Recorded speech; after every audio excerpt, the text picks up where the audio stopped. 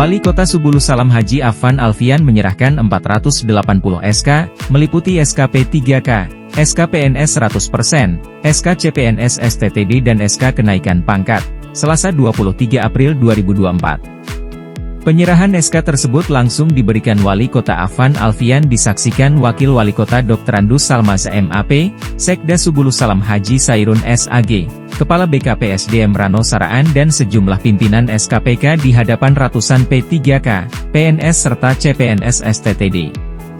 Dalam kesempatan itu, Wali Kota Afan Alfian menyampaikan bahwa jajarannya telah bertemu dengan BKN terkait penerimaan 400 formasi P3K 2024 dan 100 formasi CPNS 2024 di lingkungan pemerintah Subulu Salam. Langkah ini dilakukannya untuk memberikan kesempatan bagi warganya untuk bisa menjadi abdi negara baik melalui P3K maupun CPNS di Bumi Sadakata.